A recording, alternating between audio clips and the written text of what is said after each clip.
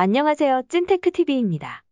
이번 영상에서는 중국판 구글이라고 불리는 바이두, 미국의 첩보 기관들도 사용하고 있는 소프트웨어를 만들고 있는 기업 팔란티어에 대하여 알아보겠습니다. 또한 이러한 기업들이 어떤 성장 동력을 가졌는지, 어떠한 이유로 최근에 주목을 크게 받기 시작했는지에 대하여 알아보겠습니다. 바이두는 중국에서 가장 많이 사용되고 있는 검색 엔진 서비스입니다. 중국판 구글이라고도 불리며 실제로도 비즈니스 모델 및 여러 측면에서 구글과 비슷한 모습을 보입니다. 클라우드 데이터 분석, AI 영역으로도 사업을 확장하는 중에 있는데요. 최근 주목을 받는 자율주행 관련 기술도 이쪽 사업 영역에 포함되어 있습니다. 먼저 대부분의 매출을 만들어내는 바이두의 주력 제품 및 서비스들부터 살펴보도록 하죠. 가장 먼저 바이두 앱은 유저들이 검색, 피드 열람 등을 할 수 있는 애플리케이션입니다. 피드는 각각의 고객들이 관심을 가질 만한 내용을 개별 맞춤형으로 정리하여 보여주고 있습니다. 국내에서는 아직 많이 사용되고 있지 않은 미니 앱 프로그램, 스몰 미니 프로그램이라는 기능을 제공하고 있습니다. 바이두 앱 내에서 구동되는 작은 애플리케이션을 만들 수 있는 기능이며 실제로 애플리케이션의 크기가 주로 10MB 이하라고 합니다. 바이두 앱 사용자들이라면 따로 앱을 설치하지 않아도 여러 가지 새로운 기능을 사용할 수 있습니다. 또 미니앱 개발자들은 바이두 앱의 사용자들을 고객으로 더 쉽게 끌어올 수 있기에 개발자 측면에서도 장점으로 작용합니다. 이러한 형태를 슈퍼 앱이라고 부르며 중국의 위챗에서 성공적으로 도입한 사례가 있습니다. 이외에도 바이두는 다양한 비디오 플랫폼들을 보유하고 있습니다. 하오카는 몇 분 정도 길이의 영상들을 시청할 수 있는 플랫폼이라고 합니다. 환미는 대체로 1분 미만의 짧은 영상을 시청 및 제작할 수 있는 도구를 제공하고 있는 플랫폼이라고 하죠. 아이치이는 각종 TV 프로그램, 영화 등을 시청할 수 있는 플랫폼으로 영상 뒤편에서 좀 더 자세히 다뤄보겠습니다. 바이두의 기본적인 비즈니스 모델은 마케팅 서비스를 제공하는 것입니다. 키워드 광고와 피드 광고를 주로 제공하고 있습니다. 시청했던 분들이라면 경험을 해보셨을 텐데요. 검색 시 나오는 유료 광고 링크와 피드의 정보 사이에 삽입된 광고를 광고주들에게 제공하고 돈을 벌고 있습니다. 바이두 사용자들이 광고를 클릭할 경우 매출이 발생하는 CPC, 클릭 퍼 코스트 구조를 갖추고 있죠. 키워드, 피드 광고 말고도 디스플레이 광고, 특수한 형태의 다양한 광고 서비스들도 제공하고 있습니다. 더 나아가 마케팅 클라우드 플랫폼도 제공하고 있으며 단순 광고 집행뿐만 아니라 고객 관계 관리까지도 도와주고 있습니다. 고객 관계 관리를 통해 고객이 무엇을 원하고 있는지 파악을 하고 이 정보를 기반으로 마케팅을 하는 데에 다시 활용할 수 있다고 하죠. 2020년도 기준 바이두 매출의 68%가 광고 관련 매출이라고 합니다. 이제 바이두가 가진 성장 동력을 살펴보겠습니다. 바이두의 연간 보고서에 나와 있는 세 가지 성장 동력은 모바일, 클라우드, 자율주행 기술입니다. 다만 모바일의 경우 검색 및 피드 어플리케이션들 사이에서는 1위를 차지하고 있기에 성장 동력보다는 지키는 것에 더 가까운 것 같습니다. 클라우드 사업은 이아스, 피아스, 사스 세 가지로 세분되어 있는데 바이두는 특이하게도 세 가지 영역을 전부 노리고 있습니다. 자율주행 기술은 다른 자동차 제조사들의 기술, 라이센싱 용도로 개발하고 있죠. 일단 클라우드 산업에 대하여 설명드려 보겠습니다. 먼저 클라우드 산업을 지탱하는 기반인 이아스가 있습니다. 서버 데이터 저장 장치, 데이터 처리 장치 등 실물 하드웨어를 서비스 제공 형태로 운영이 됩니다. 피아스는 방금 언급한 하드웨어들을 더 쉽게 사용할 수 있도록 플랫폼 서비스를 제공하는 것입니다. 시청자 여러분들이 사용을 하고 있는 컴퓨터에 윈도우 또는 맥 OS가 설치되어 있는 것처럼 피아스가 클라우드 생태계에서 유사한 역할을 합니다. 마지막으로 사스는 클라우드 환경에서 사용할 수 있는 소프트웨어입니다. 여타 소프트웨어랑 다른 점은 소프트웨어를 사용할 경우 본인의 컴퓨터에서 데이터 처리 및 저장이 되지 않는다는 점입니다. 클라우드 산업의 특징은 대체로 구독형 서비스로 제공이 된다는 점인데요. 즉 서비스를 사용하기 위해서는 월세같이 매달 또는 매년 돈을 지불해야 한다는 점입니다. 바이두는 굉장히 광범위한 클라우드 사업들을 하고 있습니다. 바이두는 특히 데이터 관련 소프트웨어에서 강점을 보입니다. 바이두라는 검색 엔진 서비스로 이미 고객 데이터를 확보를 많이 해뒀기 때문이죠.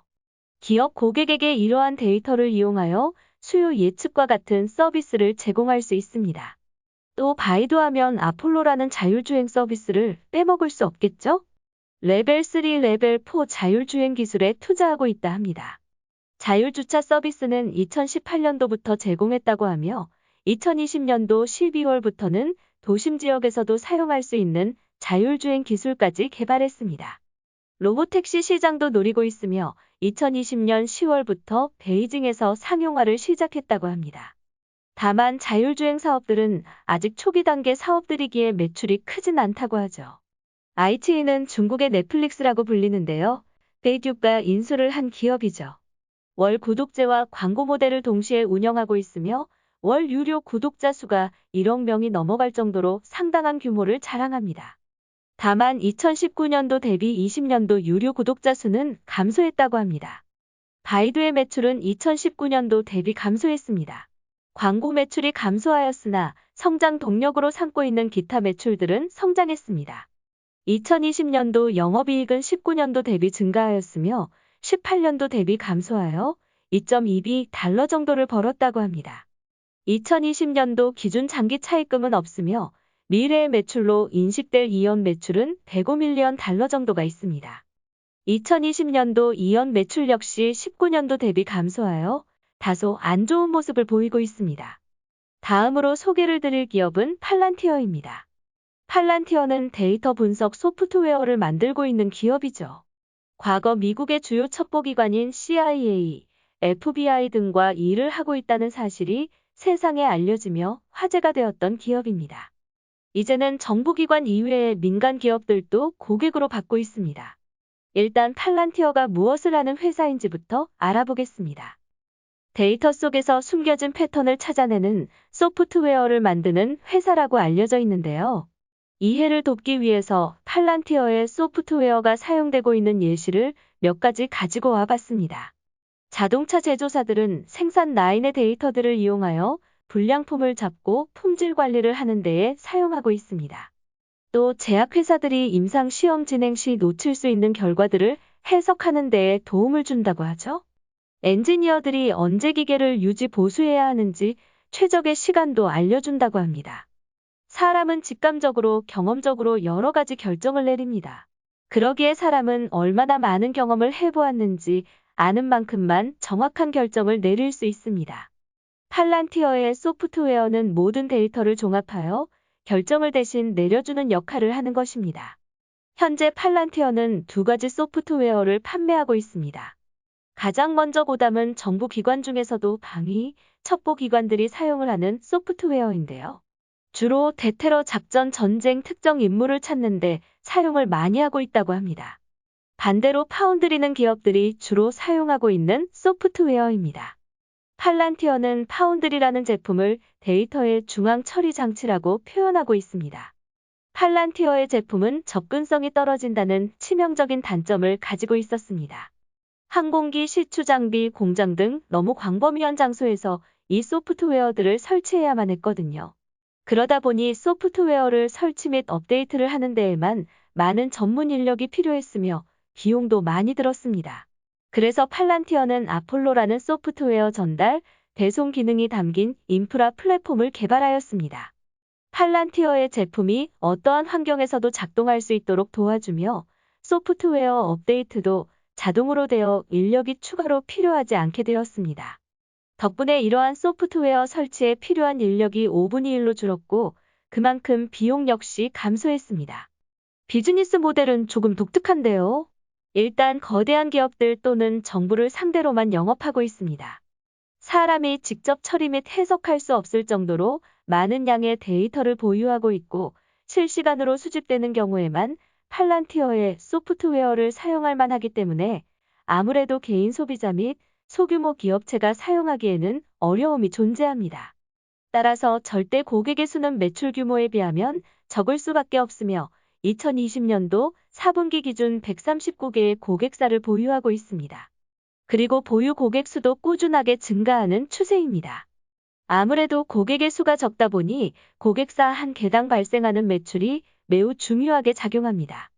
2020년도에 고객사 한 개당 발생하는 매출은 7.9밀리언 달러로 2019년도 대비 41% 성장한 모습을 보였습니다. 즉, 고객당 발생하는 매출과 보유 고객의 수가 동시에 증가하는 유기적인 성장을 하고 있다는 점을 살펴볼 수 있습니다. 또 특이한 점은 고객을 어큐와이어, 넥스단, 스케일 세 가지 카테고리로 분류하여 관리하고 있습니다. 가장 특이한 부분은 어큐와이어인데 이 단계에서는 팔란티어가 고객사들의 비용을 거의 받지 않고 소프트웨어를 제공합니다.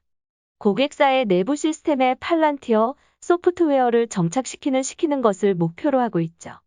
고객사가 팔란티어의 소프트웨어를 이용하여 생산성을 높이거나 수익성을 높이는 등 성과가 나오는 경우에만 팔란티어는 비용을 고객사에 청구합니다. 매출 규모가 늘어날수록 다음 단계인 엑스단, 스케일로 업그레이드하여 분류하게 되는데요. 다만 엑스단 단계에서도 팔란티어는 돈을 벌지 못한다고 하며 결국 팔란티어는 스케일 단계에 있는 기업에게만 돈을 벌고 있는 구조입니다. 즉, 팔란티어의 소프트웨어를 써보고 싶은 기업 또는 기관은 비용 없이 사용해 볼 수 있다고 보시면 됩니다. 팔란티어 입장에서는 비용만 추가로 들어가는 부정적인 요소가 아니라 마트에 가면 실식 코너가 있는 것처럼 일종의 영업 또는 마케팅 전략으로 볼 수 있습니다. 또 고객사를 성장시켜야만 팔란티어도 돈을 받아갈 수 있는 구조이기에 상생하는 구조라고도 볼 수 있겠습니다. 어떻게 보면 경영 컨설팅 회사의 구조와 비슷하죠? 팔란티어의 매출은 꾸준하고 빠르게 증가하는 추세에 있으며 2020년도에는 1.1빌리언 달러를 벌었습니다. 적자폭은 매출보다 큰 1.2빌리언 달러로 큰 편입니다. 다만 적자폭의 대부분은 임직원들에게 지급한 스톡옵션이며 이 스톡옵션 비용만 1.3빌리언 달러라고 합니다. 순수 영업 현금 흐름을 기준으로 2020년도에 296밀리언 달러를 잃었습니다. 팔란티어는 현재 많은 분의 관심을 받는 기업이고 분명히 고객사를 늘리며 빠른 성장을 하고 있는 것은 확실합니다. 또한 제품을 기능별로 모듈화해서 소규모 기업에도 판매를 할 수 있도록 준비하고 있다고 하죠. 또 IBM과 파트너십을 맺는 등 최대한 많은 고객을 확보하려는 전략을 취하고 있습니다. 다만 팔란티어의 제품이 정확히 어떤 문제들을 해결할 수 있는지, 어떤 영역에서 강력한지 등 세세한 부분들은 알려지지 않습니다. 회사 측에서는 모든 규모 있는 기업들이 가진 문제들을 해결할 수 있다고 언급하고 있습니다. 하지만 그 중에서도 분명 강점과 약점은 존재하기 마련입니다. 지금까지 찐테크TV였습니다. 여러분의 성공 투자를 기원합니다.